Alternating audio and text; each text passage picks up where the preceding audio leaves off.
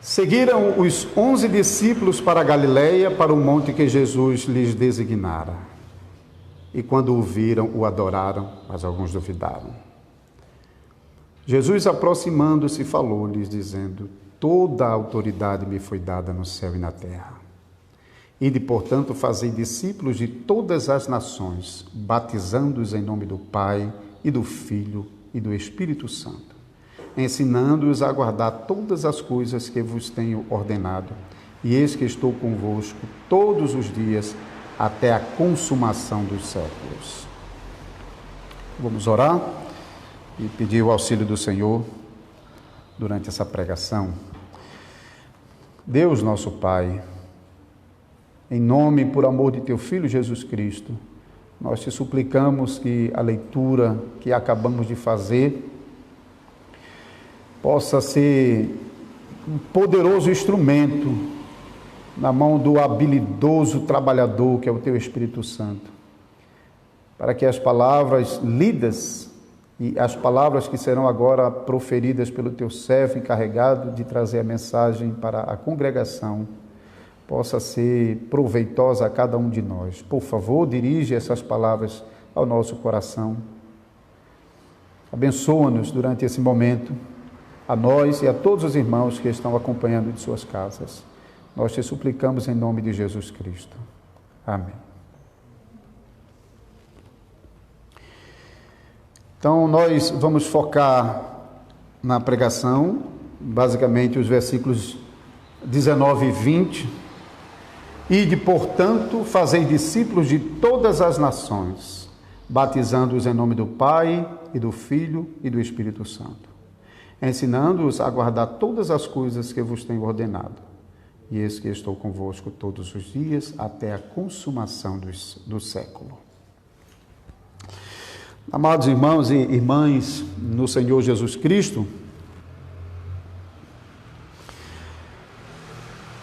tanto aqui no Brasil como mundo afora, os cristãos de tradição protestante estão divididos de muitas maneiras, e uma das maneiras como nós, infelizmente, podemos dividir os protestantes é quanto àqueles que batizam os seus filhos e aqueles que não batizam os seus filhos.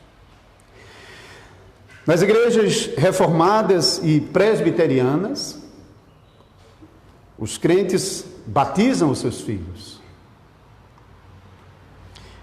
Mas essa prática é muito estranha para a grande maioria dos evangélicos dos nossos dias, porque batismo de criança é uma prática da Igreja Católica Romana.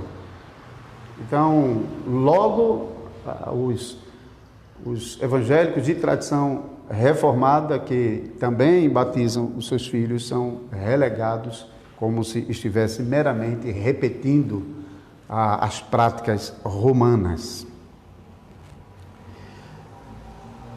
Por isso a pergunta: será que todo membro de nossa congregação entende bem as razões porque eles batizaram os seus filhos?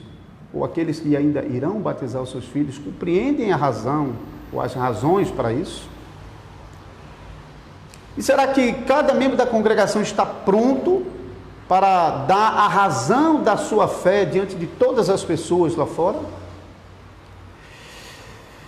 A nossa oração é para que Deus use essa pregação a fim de gerar convicção no coração de cada pai, de cada mãe de nossa congregação acerca do batismo dos seus filhos, mas também para gerar neles uma confiança para defender a prática do batismo diante de qualquer pessoa que lhe peça a razão da sua fé. Então vamos usar os versículos 19 e 20 desse livro bíblico, Evangelho de Mateus, e daqui tirarmos alguns princípios que eu espero que Deus possa usar para gerar essa segurança e essa confiança na doutrina do batismo dos nossos filhos. Mateus 28 e também Marcos 16 registram as primeiras ordenanças acerca do batismo cristão.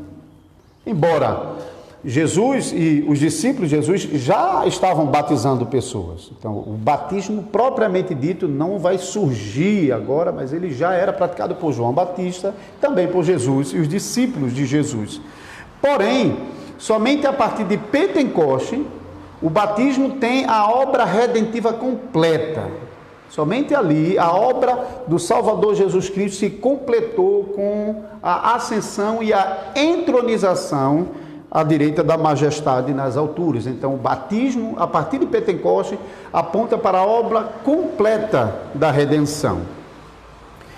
Então, nós já tratamos esses versículos 19 e 20 na pregação passada, destacando o batismo como sinal e selo da aliança entre Deus e o seu povo. Então, o povo de Deus deve receber o sinal da aliança, aqueles que creem e se tornaram discípulos de Jesus. Nós vimos isso na pregação passada.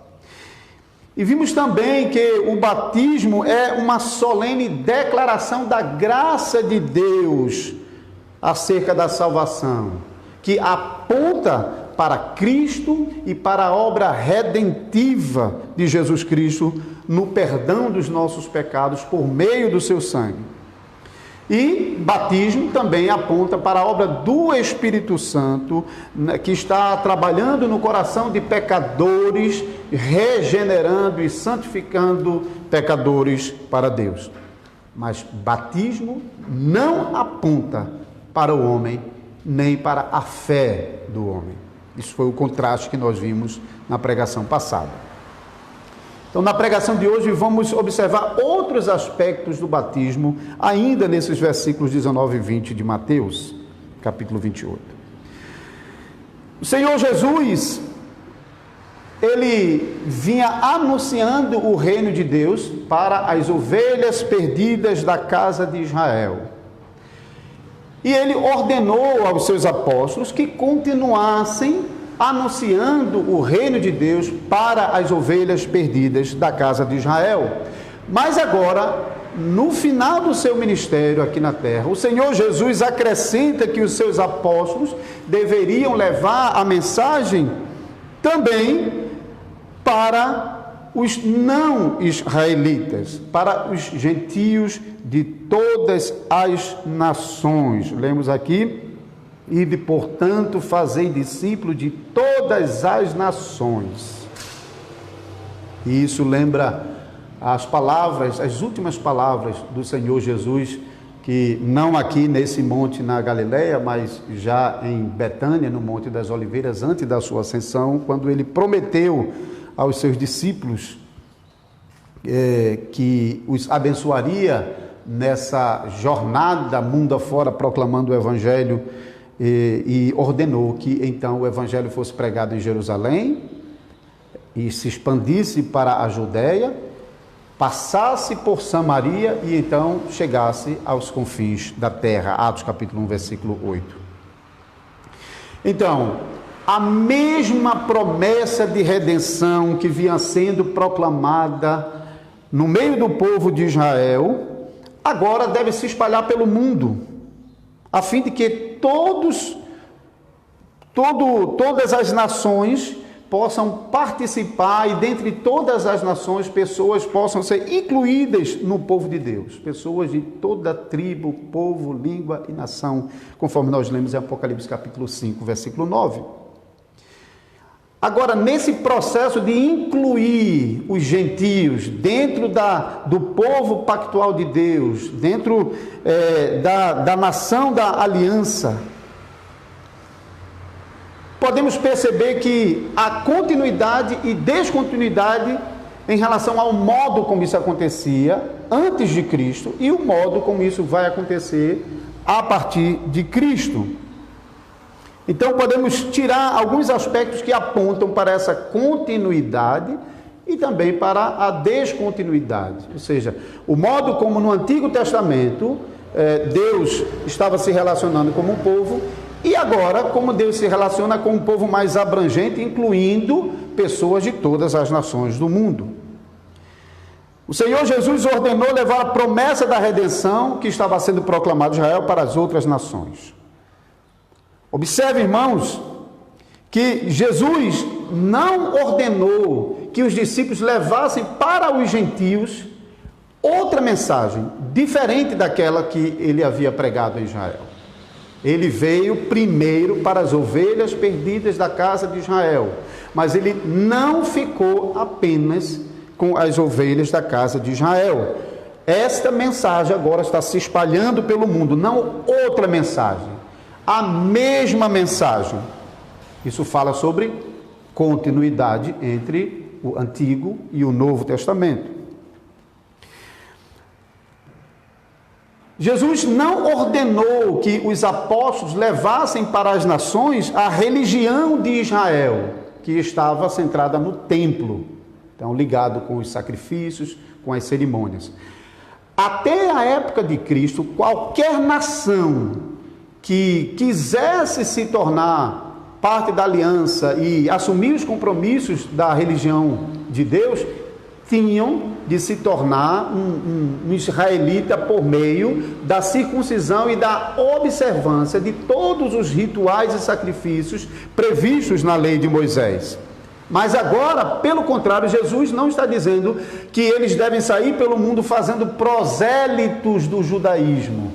O que Jesus agora ordena é que eles deveriam levar às nações o seu evangelho, o conhecimento acerca de Jesus, os seus ensinos. Observe o versículo 20: ensinando-os a guardar todas as coisas que vos tenho ordenado. Então, Jesus não ordena que a evangelização dos gentios seja incluí-los dentro da religião do templo, mas a guardar os seus ensinos. Aqui há, portanto, descontinuidade em relação à mensagem do Antigo Testamento, que estava baseada nos símbolos, nos sacrifícios, nas sombras que apontavam para o Salvador. A mensagem a ser pregada às nações agora deve ser a mensagem que se cumpriu em Cristo Jesus. Cristo é o Salvador prometido e foi por meio do seu sacrifício na cruz que ele conquistou a justiça que Deus exige de cada um de nós. Então, aqui também podemos ver que há uma descontinuidade acerca da mensagem a ser pregada, não mais por meio dos símbolos do Antigo Testamento, das cerimônias, das sombras, mas por meio da realidade em Cristo Jesus. Jesus também não ordenou aplicar sobre os gentios o sinal da antiga aliança, que era a circuncisão, e que vinha sendo aplicado a todo filho da aliança. Mas Jesus ordena que agora seja aplicado o novo sinal da aliança, o batismo. Podemos ver que aqui também há descontinuidade. Então, a mensagem levada aos gentios e a inclusão dos gentios dentro do povo da aliança não seria mais marcado com o antigo sinal da circuncisão, mas agora com o novo sinal da aliança, o batismo.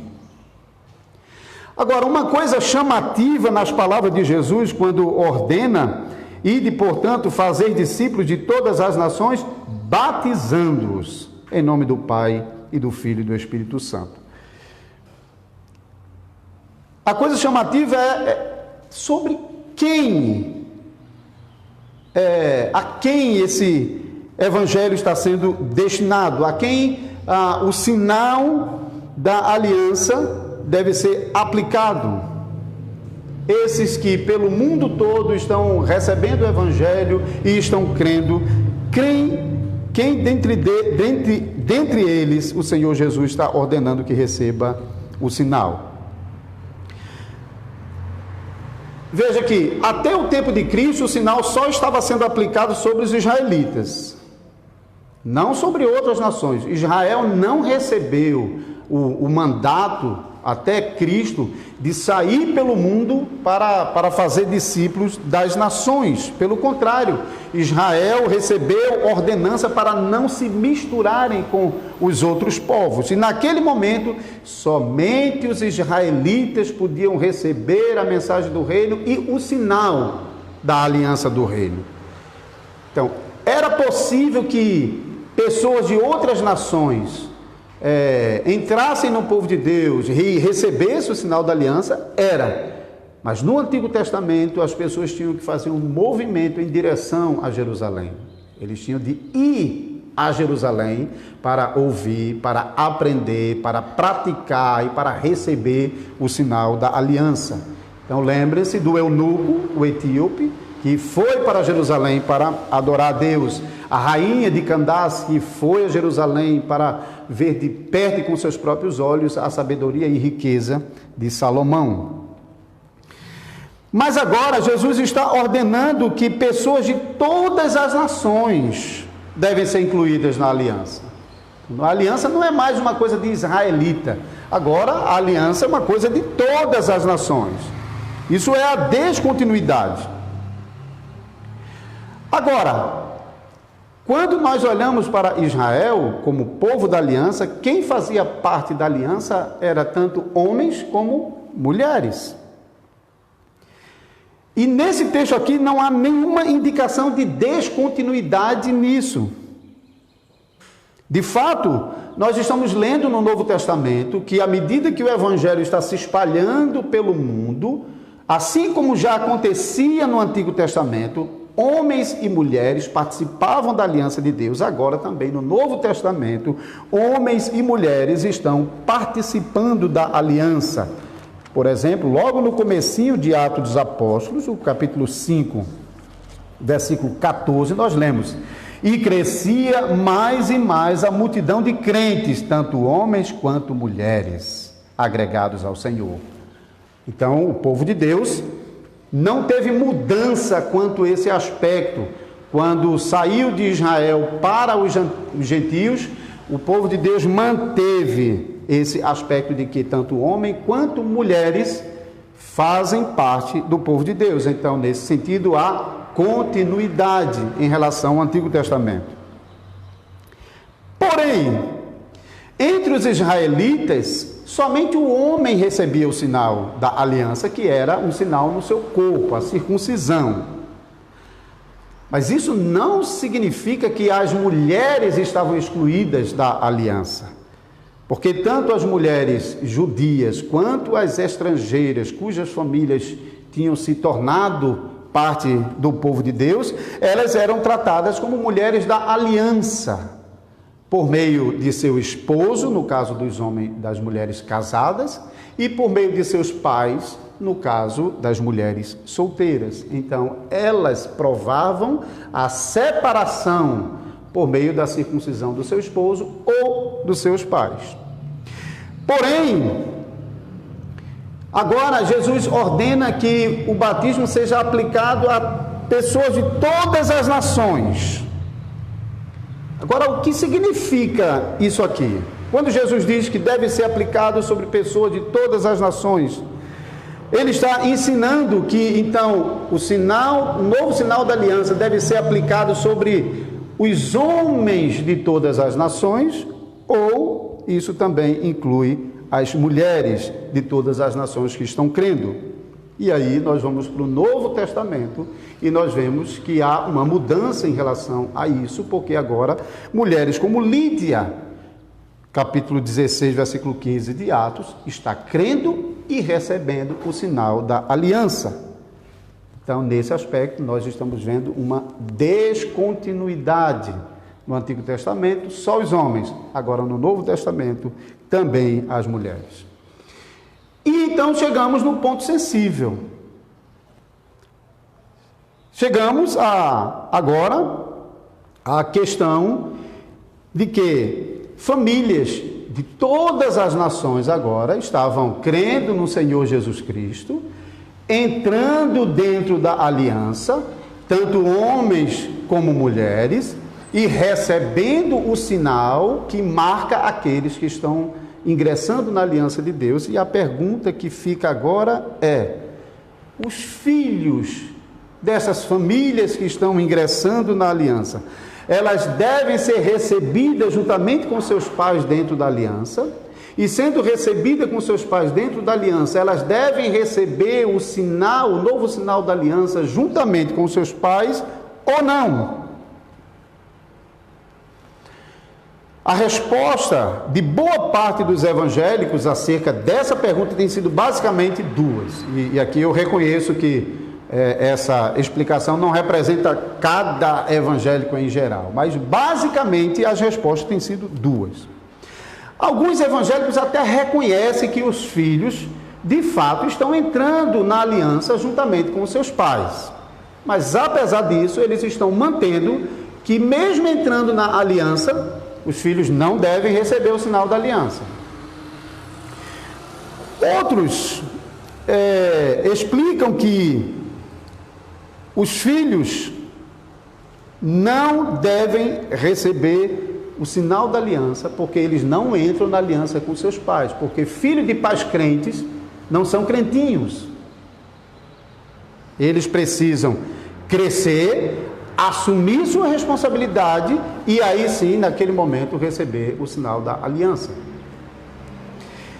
Em ambos casos, a explicação é basicamente a seguinte: existe uma diferença entre o Antigo Testamento e o Novo Testamento. Existe uma diferença entre a aliança que Deus fez com Israel, que estava ligado com Abraão, que estava ligado com a terra, que estava ligado com a lei de Moisés e que era administrado de modo orgânico nos descendentes físicos de Abraão. Enquanto que do outro lado, eles dizem, a aliança com o restante das nações estava ligado com a fé de Abraão, não com o nascimento físico de Abraão, e portanto com o céu, com o evangelho e não a lei, e com o batismo e não a circuncisão. Então, a aliança com os demais gentios é uma aliança espiritual, com base naquela antiga aliança, e deve ser, portanto, administrada de modo espiritual e não orgânica, como era no Antigo Testamento. Então, se os irmãos perceberam, nós voltamos àquela distinção fundamental que já mencionamos entre Israel e igreja. Então, Israel e igreja são coisas diferentes, separadas.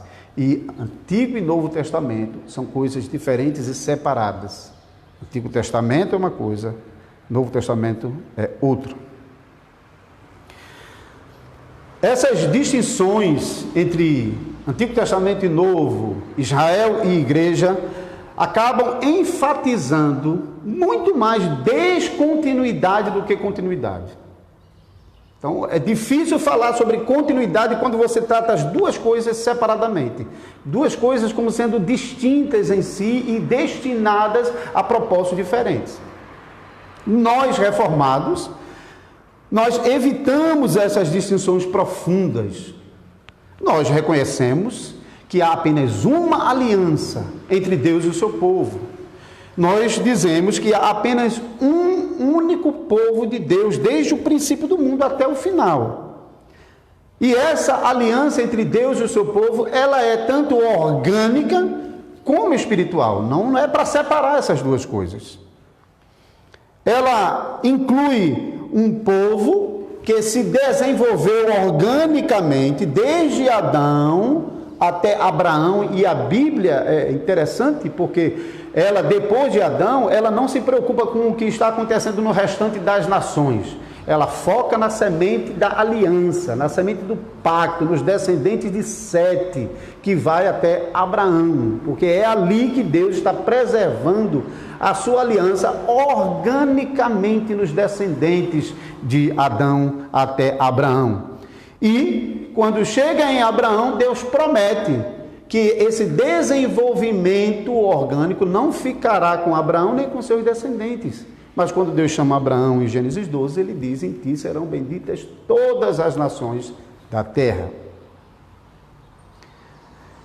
Essa aliança é também espiritual, pois ela inclui a promessa de salvação que serviu tanto para Adão, lá no Éden, quando Deus prometeu a Adão e Eva que um descendente da mulher pisaria a cabeça da serpente, como serve para nós hoje, que cremos que o descendente prometido da mulher é Jesus Cristo, o Salvador.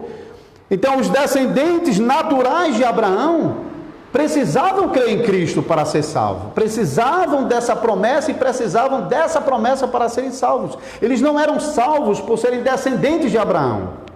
Jesus mesmo censurou os fariseus ao dizer: vocês se arrogam serem filhos de Abraão? Produzam frutos de arrependimento. João Batista, melhor dizendo, porque até dessas pedras Deus pode fazer descendentes a Abraão. Então, os descendentes de Abraão precisavam crer na promessa do Salvador. Assim também como todos os gentios de todas as nações que creem no Salvador são chamados filhos de Abraão. Os verdadeiros israelitas não são aqueles que são por descendência orgânica, mas aqueles que são da fé.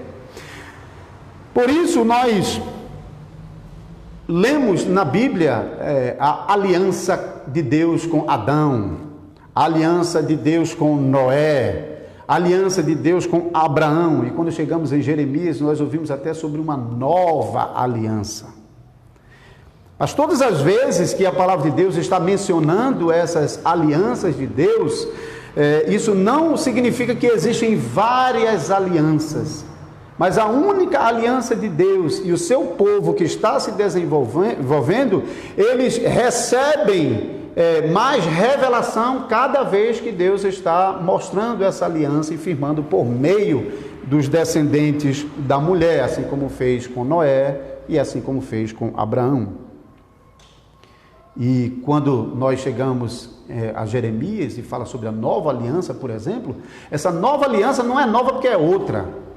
Ela é nova aliança porque ela foi renovada por meio de Cristo. Porque a antiga aliança que havia sido escrita em tábuas de pedra, ninguém conseguiu cumprir.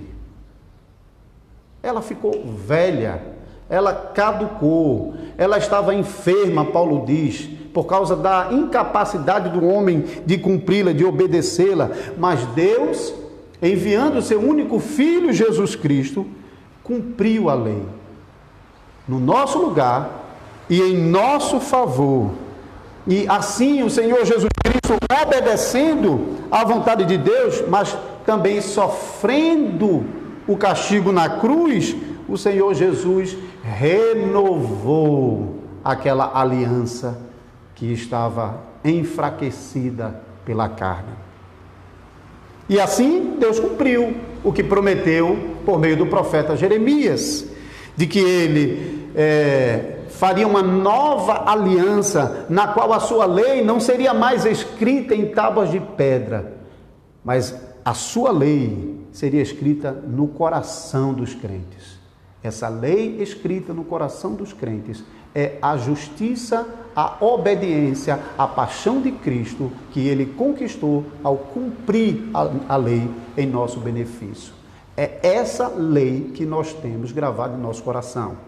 Isso não significa que então a lei do Antigo Testamento foi jogada fora. Significa que ela está presente em Cristo Jesus, na justiça que Cristo conquistou. E por meio de Cristo agora nós temos gravado em nosso coração essa lei que nos livra da condenação. Não pela tentativa fracassada de obedecer à lei, mas pela fé e confiança na obra justificadora de Jesus Cristo.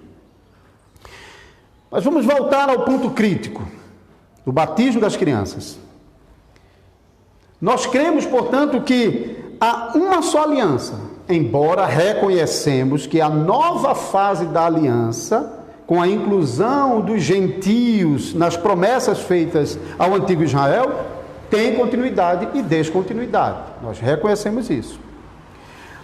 Porém, quanto à inclusão das crianças na aliança, E quanto ao recebimento do sinal da aliança, nós não cremos que haja descontinuidade entre o Antigo e o Novo Testamento.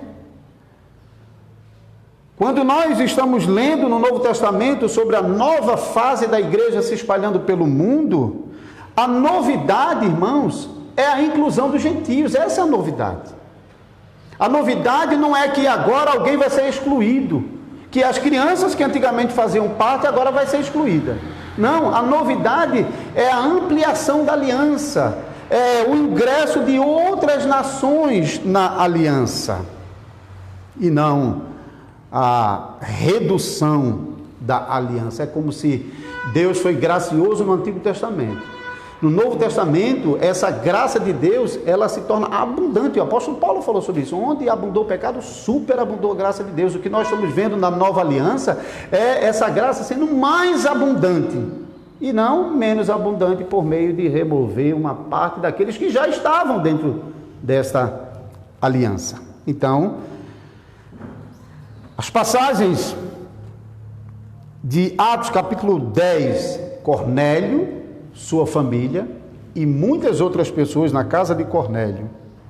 A passagem de Lídia, capítulo 16, ela com toda a sua casa. A passagem de Atos 16, que fala sobre o carcereiro e toda a sua casa. E ainda a passagem de 1 Coríntios, capítulo 1, versículo 16, que fala sobre Estéfanas, que não é mulher, apesar da terminação, era um homem. Estéfanas e toda a sua casa, eles receberam o batismo. Cornélio, sua casa, todos que estavam lá. Lídia com toda a sua casa. O carcereiro com toda a sua casa. Estéfanas com toda a sua casa.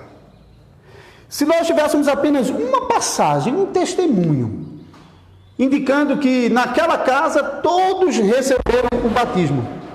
Tu pode ver lá, Isaac, alguém, por favor? Obrigado, Paulo. Que ela está aberta, ou fechar ou deixar uma escora, né? Então, se tivesse apenas uma família, como testemunho no texto da Escritura, indicando que todos tinham recebido o batismo, talvez ficasse alguma dúvida sobre será que tinha ou não criança naquela família. Mas, sinceramente, irmãos, considerando todas essas ocorrências, é improvável que não existisse criança naquela casa e que também recebesse o sinal da aliança, especialmente com esse entendimento de continuidade entre o Antigo Testamento e o Novo Testamento e o progresso do reino de Deus do Antigo para o Novo Testamento. Mas quando você disser isso, tenha um pouquinho de cuidado, porque não vai faltar gente que vai apontar o dedo na sua cara e vai dizer assim: me mostre um texto só, um textinho só na Bíblia que diga claramente que a criança está sendo batizada. Vai ser mais ou menos assim. Eu pelo menos já passei por isso. Aí você, cristão reformado do outro lado, você deve ficar bem calminho, contar até 3 e pacientemente responder para essa pessoa: não tem nenhum texto da Escritura que mostra claramente que uma criança recebeu o batismo. Porque de fato não tem. Mas eu gostaria de desafiar essas pessoas de tendências biblicistas que exigem que tenha um texto que mostre claramente sobre todos os aspectos das doutrinas bíblicas. Ao invés de reconhecer, como nós fazemos, que muitas doutrinas bíblicas são compreendidas a partir da dedução lógica e clara de diversas passagens das Escrituras.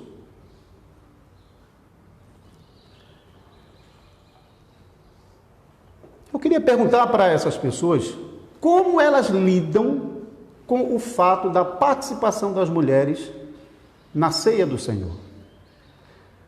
Porque não há no Novo Testamento uma única passagem que diga claramente que tinha lá uma mulher participando da ceia do Senhor.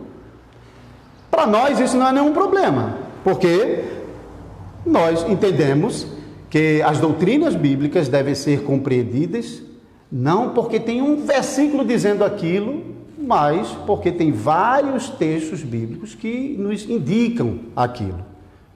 Então, para essas pessoas de tendências biblicistas, devem observar que quando Jesus celebrou a Santa Ceia pela primeira vez, só tinha homem.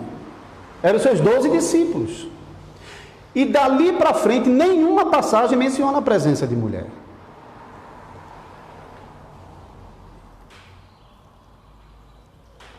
Nós aplicamos a essa dificuldade bíblica o mesmo princípio que aplicamos ao batismo. Não temos uma passagem que diga aquela criança ali de 1 ano foi batizada. Mas nós temos, como já mencionamos aqui, várias passagens que indicam que crianças estavam incluídas no batismo. Então nós mencionamos Cornélio, Lídias, o carcereiro de Filipos, Estéfanas. Da mesma forma, nós deduzimos de passagem como 1 Coríntios 11, do versículo 23 ao 30, que Paulo está regulamentando a Santa Ceia na igreja, e nós compreendemos que as mulheres também estavam fazendo parte da Santa Ceia. Por quê? Porque, por dedução, a ceia era uma refeição da congregação, e as mulheres faziam parte da congregação, logo elas também participavam da Santa Ceia. Mas o texto não menciona em nenhum momento mulheres. Pelo contrário, se você abrir 1 Coríntios, no capítulo 11, o versículo 28,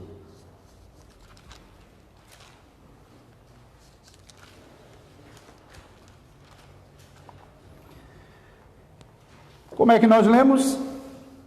Examine-se, pois, o homem a si mesmo, e assim coma do pão e beba do cálice.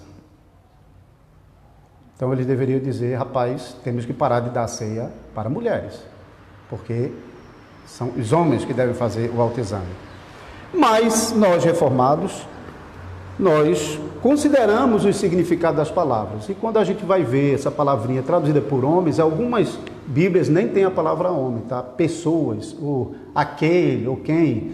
A palavra traduzida aqui para homens é a palavra de uso geral, não identifica sexo, gênero. É como a gente usa ainda hoje. A gente não fala, todos os homens se arrependam. É só os machos, as mulheres não, quando Paulo diz isso. Quando a gente se refere a todos os homens, todas as pessoas, não é, presentes. Então esse termo usado para homem aqui não identifica o gênero masculino, mas identifica as pessoas presentes. Então, mesmo com essa palavrinha homem aparecendo no versículo 28, nós, reformados, compreendemos e defendemos as mulheres devem participar da Santa Ceia, porque a Santa Ceia é uma celebração de comunhão da congregação, da qual elas também fazem parte. Mas, sendo coerente, os biblicistas deveriam realmente repensar em sua prática de Santa Ceia.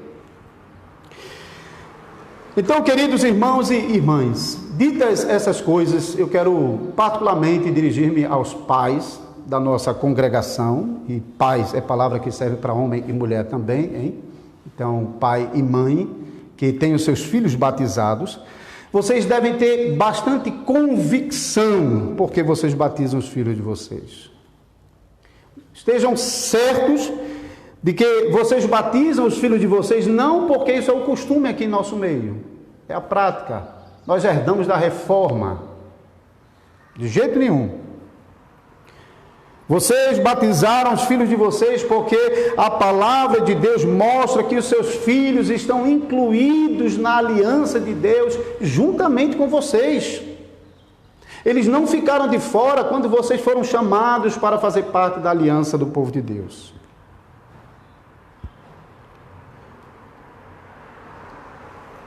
E também, vocês devem se lembrar que vocês batizaram os filhos de vocês porque a própria palavra de Deus ordena que seja batizado todos os que entram na aliança. Não é uma questão de opção, é uma ordenança para nós. Jesus ordenou, ide, fazei discípulos, batizando-os em nome do Pai, do Filho e do Espírito Santo, ensinando-os a guardar todas as coisas que vos tenho ordenado. Em segundo lugar, vocês devem também, além da segurança do porquê vocês batizam os filhos, vocês devem também ter a confiança para testemunhar e para defender o batismo das crianças diante de todas as pessoas. Não fique com medo. As pessoas chegam para falar de batismo, aí maioria significa a verdade, porque a maioria não batiza. Então, os crentes reformados às vezes ficam acanhados de defenderem a sua posição como membros de uma igreja que batizam os seus filhos. Respondam com firmeza para essas pessoas: nós não batizamos os nossos filhos com base na fé que eles professam. Nós batizamos os nossos filhos com base na posição que eles têm dentro da aliança. Nós cremos que os nossos filhos não estão fora da aliança. Nós cremos que eles estão dentro da aliança. E como membros dentro da aliança, nós então os batizamos. Eles recebem o sinal de que eles fazem parte da aliança juntamente conosco. O batismo não está apontando para a fé, nem para aquela criança. O batismo aponta para Cristo e para as promessas de Cristo. Nós cremos que não é somente nós, adultos, que estamos doentes e precisamos de remédio. Nós cremos e defendemos que os nossos filhos são igualmente pecadores, assim como nós. Nós não somos pelagianos nem semi-pelagianos que defendem que as pessoas nascem boas, inocentes e somente depois se tornam mais. Nós cremos e confessamos, nossos filhos nasceram na mesma corrupção que nós. E como tais, eles precisam do remédio assim como nós precisamos. Não somos só nós que precisamos do remédio contra o pecado. Os nossos filhos também precisam. O batismo aponta para o remédio, que é Cristo Jesus, a justiça que Ele conquistou na cruz, que é aplicado não apenas a nós, mas também aos nossos filhos. Batismo, portanto, é sinal da promessa de Deus acerca do perdão dos nossos pecados e da promessa maravilhosa, graciosa, de que nós, com os nossos filhos, somos inseridos dentro da aliança do povo de Deus. Nós insistimos que o batismo não se refere à fé dos crentes, pois vamos ser honestos, irmãos, se o batismo, ele realmente se baseasse na fé que as pessoas demonstram no batismo, nesse caso, nem os adultos teriam garantia nenhuma da validade, da continuidade desses batismos, quando as pessoas adultas viessem a se desviar do caminho e se debandar pelo mundo. Naquele momento, o batismo acabou.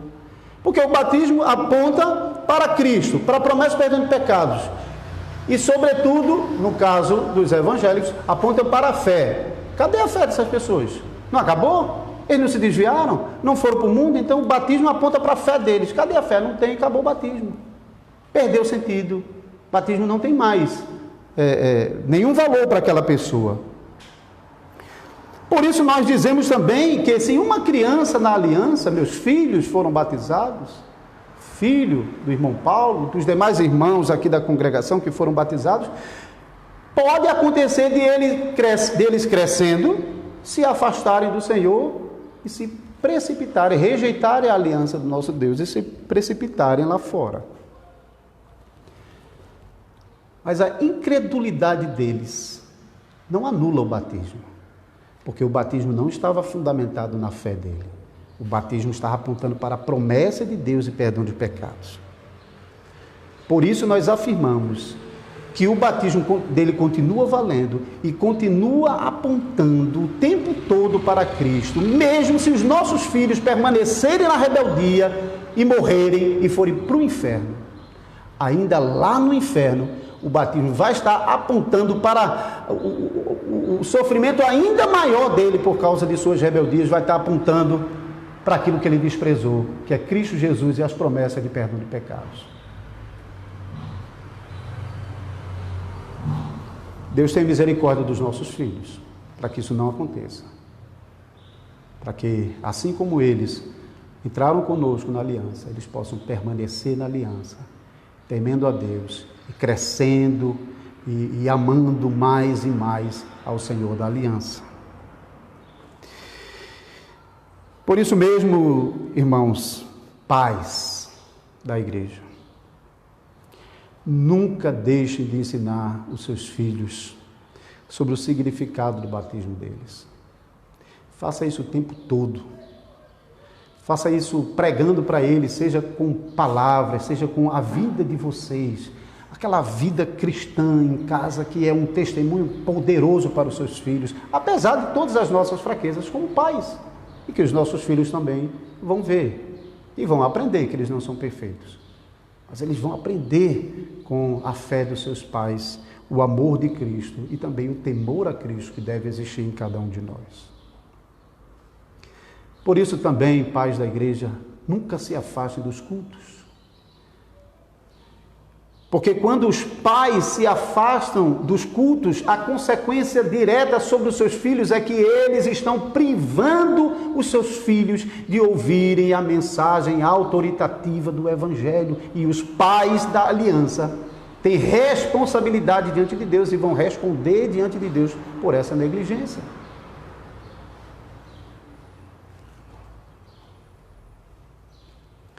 Lembre-se sempre, os seus filhos precisam do Evangelho tão quanto vocês.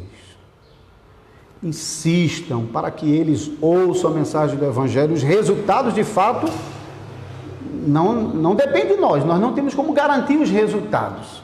E mesmo nas melhores famílias de cristãos, nós estamos verificando muitas vezes filhos que estão abandonando o Senhor e se tornando rebeldes.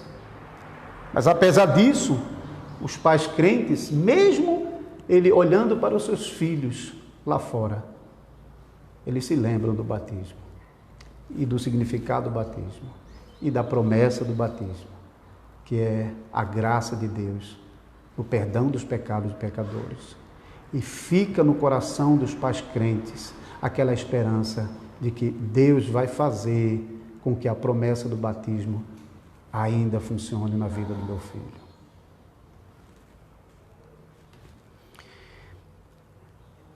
Concluindo em um parágrafo aos filhos da aliança aqui presente. Lembrem-se que vocês têm um lugar na aliança de Deus.